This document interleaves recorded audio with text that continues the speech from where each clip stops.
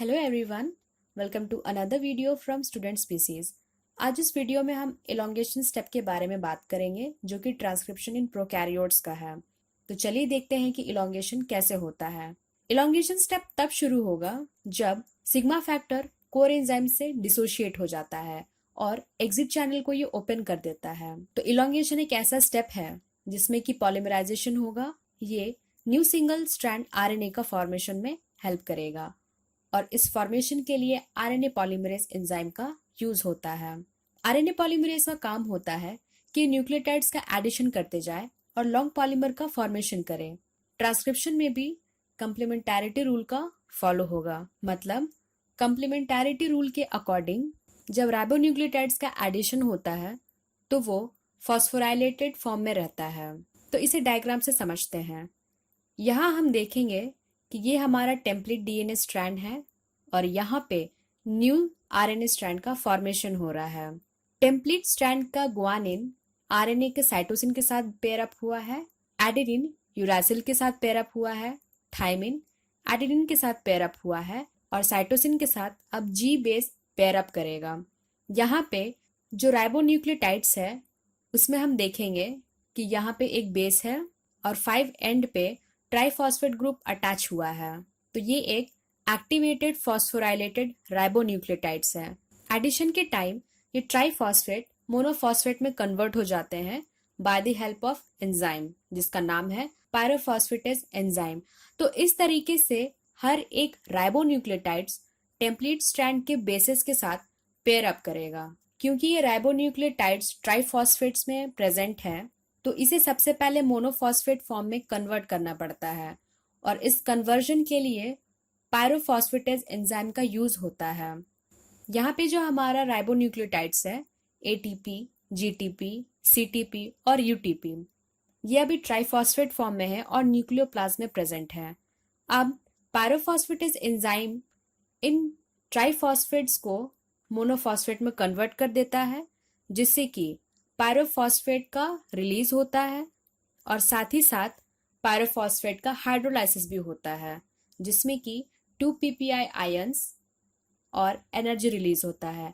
अब यही energy RNA chain के फॉर्मेशन में हेल्प करता है। इस डायग्राम में अगर हम देखें तो यहाँ पे आरएनए स्ट्रैंड है और इसमें adenine, cytosine, uracil basis present है। अब इसी आरएनए स्ट्रैंड में न्यू न्यूक्लियोटाइड का एडिशन होगा जिसका बेस है गुआनिन।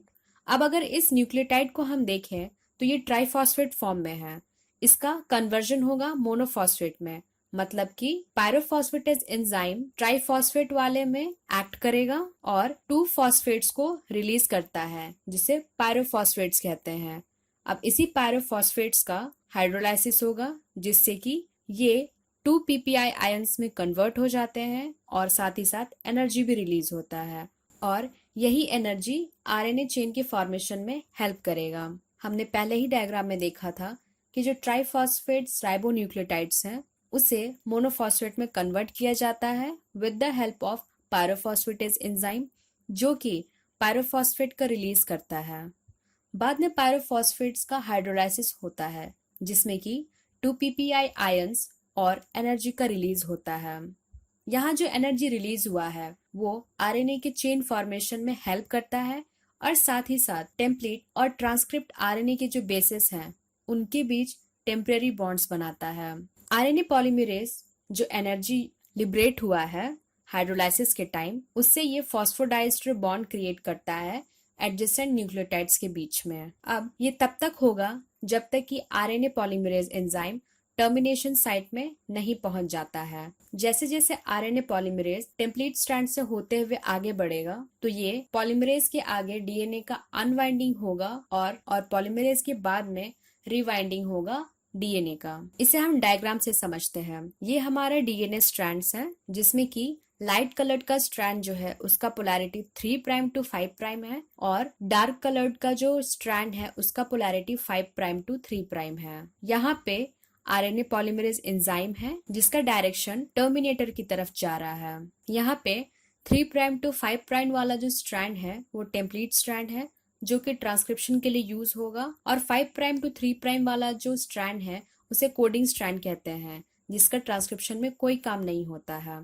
आरएनए पॉलीमरेज जैसे जैसे आगे बढ़ते जा रहा है, यहाँ पे अनवाइंडिंग ऑफ डीएनए हो रहा है, जिससे कि डीएनए का स्ट्रैंड खुल जाता है। और आरएनए पॉलीमरेज के पीछे अगर हम देखें तो यहाँ पे रिवाइंडिंग ऑफ डीएनए हो रहा है, जिससे कि डीएनए स्ट्रैंड आपस में फिर से हेलिकली कॉइल्ड हो जाते हैं और टेम्पलेट स्ट्रैंड से न्यू आरएनए स्ट्रैंड का फॉर्मेशन हो रहा है, जिसमें कि एक्टिव न्यूक्लियोटाइड्स का एडिशन हो रहा है फ्री 3OH एंड में। तो यहाँ पे ट्रांसक्रिप्शन का जो डायरेक्शन है वो 5 प्राइम टू 3 प्राइम है। अब इसे हम एनिमेशन के थ्रू समझते हैं। यहाँ पे हमारा टेम्पलेट स्ट्रैंड है डीएनए का और ये आरएनए का ग्रोइंग स्ट्रैंड है।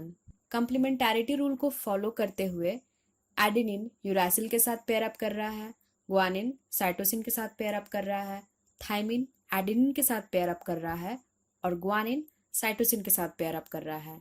तो अब ग्वानिन के साथ जो पेयर अप करेगा वो है सी यानी कि साइटोसिन। जब आरएनए का फॉर्मेशन होता है तो एडेनिन के साथ यूरासिल बेस पेयर अप करेगा इंस्टेड ऑफ थाइमिन। आरएनए का जो राइबोज शुगर होता है उसमें सेकेंड नंबर और थर्ड नंबर पे हाइड्रोक्सिल ग्रुप प्रेजेंट रहता है। अब यहाँ पे हमारा न्यूक्लियोसाइड ट्राइफॉस्फेट है, जिसमें कि साइटोसिन बेस है और ये जो येलो सर्कल्स आपको दिख रहे हैं ये ट्राइफॉस्फेट्स हैं। जैसे ही ये न्यूक्लियोसाइड ट्राइफॉस्फेट अपने कंप्लीमेंट्री बेसिस के साथ पेयर अप करेगा तो ये मोनोफॉस्फेट में कन्वर्ट हो जाता है और पायरोफॉस्फेट्स का रिलीज होने के साथ साथ इसका हाइड्रोलाइसिस होता है, जिसमें कि 2 ppi आयंस और एनर्जी रिलीज होगा और यही एनर्जी आरएनए चेन के फॉर्मेशन में हेल्प करता है। और यहाँ पे न्यूक्लियोटाइड का जो एडिशन हो रहा है वो फ्री 3OH एंड में हो रहा है। तो अब न्यूक्लियोटाइड्स का जो एडिशन होगा वो ट्राइफॉस्फेट को मोनोफॉस्फेट में कन्वर्ट करने के बाद ही होगा,